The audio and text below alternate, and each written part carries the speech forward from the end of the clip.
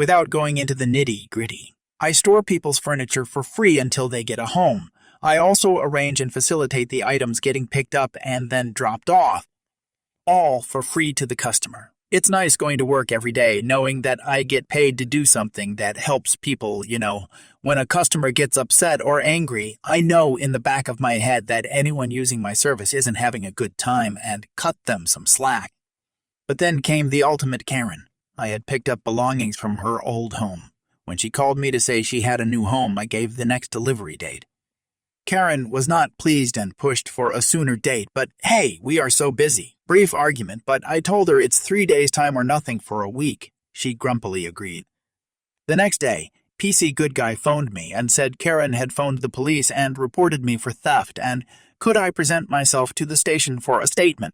Turns out she called PC Good Guy and told him I stole stuff from her house. I then explained to him that I worked for the government. Her stuff was being stored at no cost to her and delivered in 3 days' time, and she accepted this yesterday.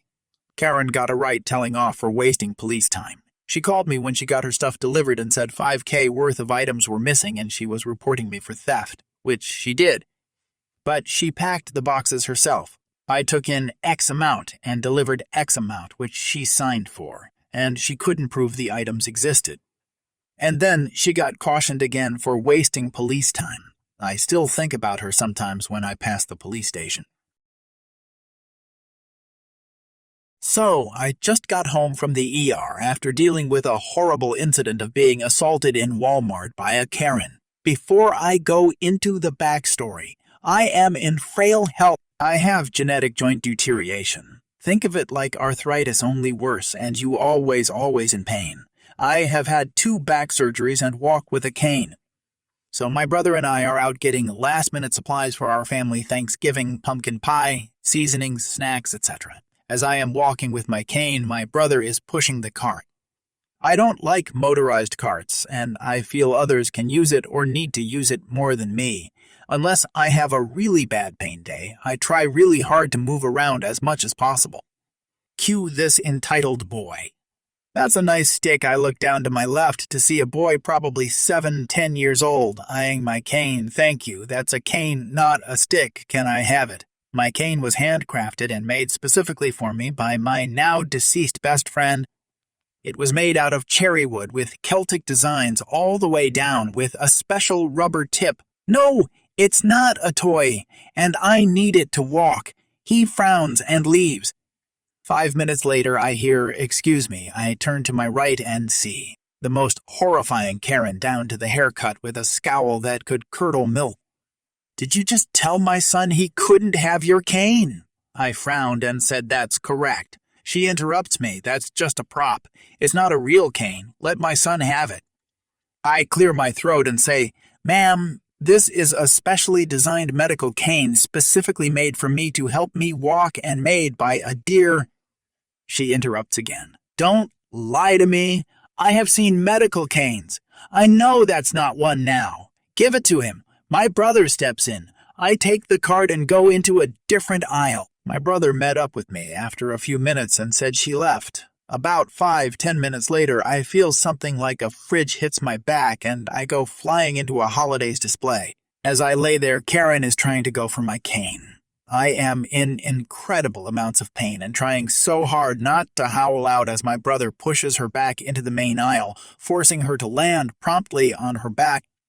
She begins to howl and scream, saying we assaulted her.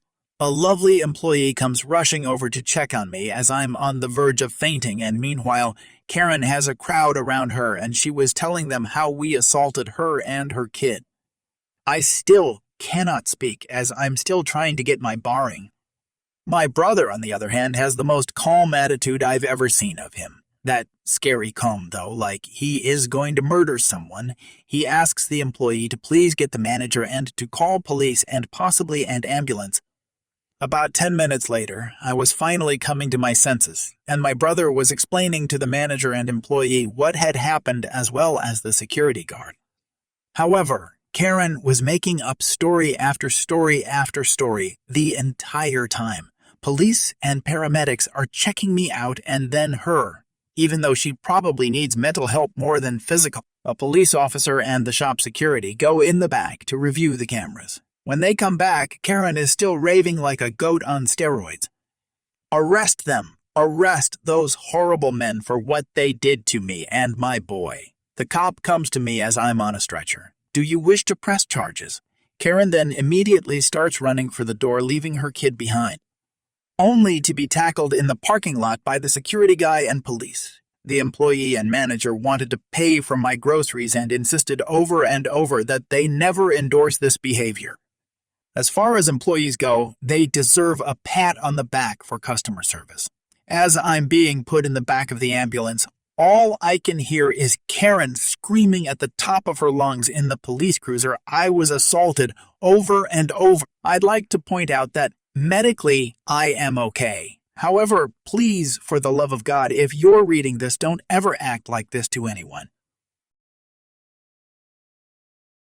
So, I am a doctor in New Zealand, currently working in immunology. Our country recently, like today, introduced a policy where you need to show a vaccine pass to be able to access hospitality or retail stores.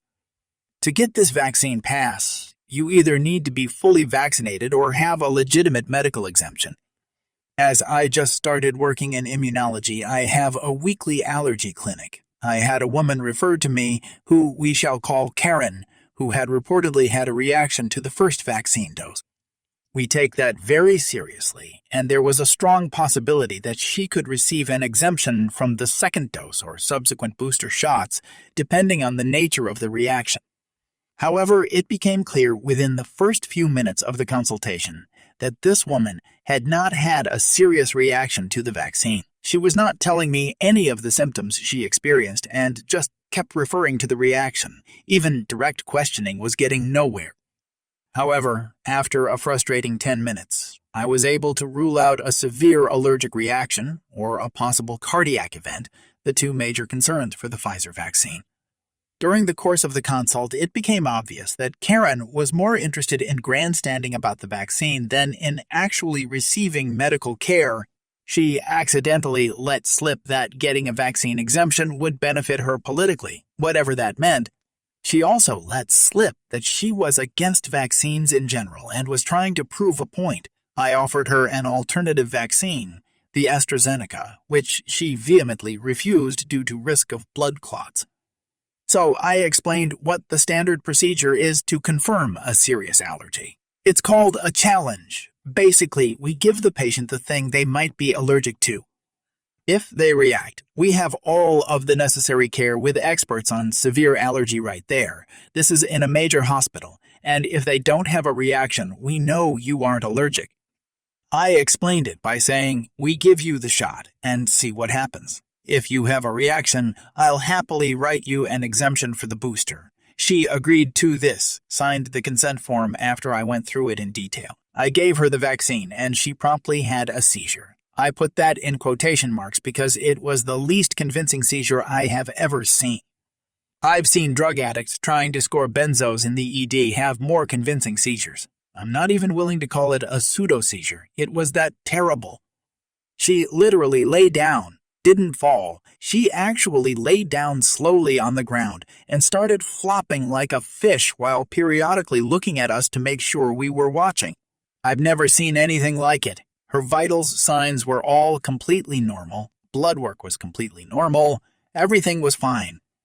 After she had recovered, got tired and gave up. My boss, who had taken over at this point because of how bizarre it was, explained to her that she did not have a reaction to the vaccine, was kind enough to call it a pseudo-seizure, which is essentially a seizure-like event caused by a psychological trigger rather than physical that to the patient feels like a real seizure, but is not typically dangerous. He informed her she would not be receiving an exemption.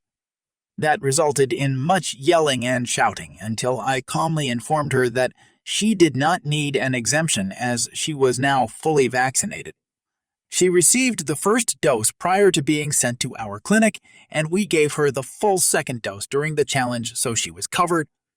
The look on her face was absolute gold. She then proceeded to declare that she had not consented to being vaccinated, she had in writing, and that she refused to accept that she was vaccinated, she was, and that we were lying to prevent her from claiming to be unvaccinated. We weren't.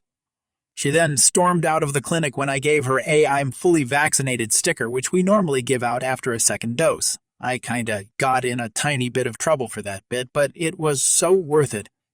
It was an entertaining afternoon. Edit. Seeing as so many people keep commenting on it, yes, she was fully consented for the procedure.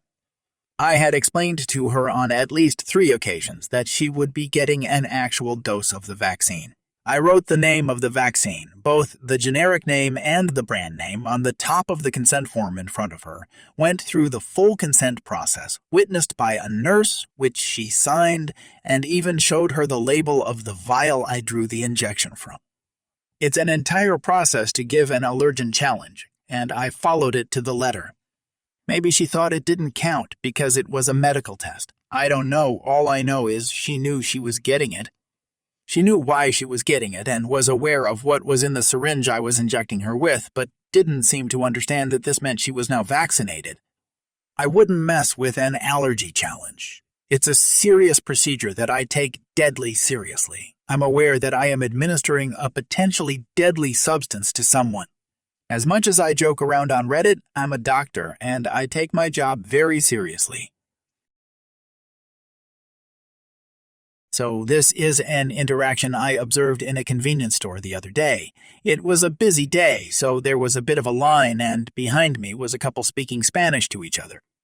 My Spanish is not the best, but I understand enough to overhear them being cute and flirty with each other. Kinda made me smile, because ain't love grand? Enter Karen, standing behind them in line. Obnoxiously large sunglasses, the classic haircut, and red lipstick on her teeth, probably mid-40s. She gets into the line and immediately starts looking visibly annoyed. She grunts and sighs audibly, prompting the boyfriend from the Spanish-speaking couple to turn around. "Hey, is everything all right?" he said in perfect English. Karen gives him a look that could peel paint from the walls and says, "Oh, I'm fine. I just wish people had better standards for themselves. You know speaking Spanish in public makes you seem uneducated, right?" Now, my knee-jerk reaction upon overhearing this was to turn around and tell this lady off, but the boyfriend beat me to it. As soon as she said uneducated, the dude's face inexplicably lights up like a Christmas tree. He smiles at her and immediately turns to his girlfriend and starts saying something in French. The girlfriend responds to him, also in French. He turns back to Karen and says, "Is that better?" At this point, I'm giggling to myself because, heck, that was great, but it's not over. Karen stares at the guy, mouth agape, completely speechless. "No. How about this?" he asks, and turns to his girlfriend and asks her something in what's clearly German. The girlfriend laughs and responds, also in German. Now, I don't speak French or German, but really, I didn't need to. This was comedy gold. At this point, I'm just busting out laughing. Karen and the other people in line saw me, so I just turned to the boyfriend and simply smiled at him and then turned to Karen and let off a oof. "He really got you, huh?" I'd paid for my stuff by then, and I leave as I hear the girlfriend ask, "So, how many of those languages are you educated in?" Wish I'd stayed around to see the end of the interaction. But I'd already interjected with some wittiness, and confrontations really aren't something I'm looking for in my life. Besides, these two didn't need anyone's help.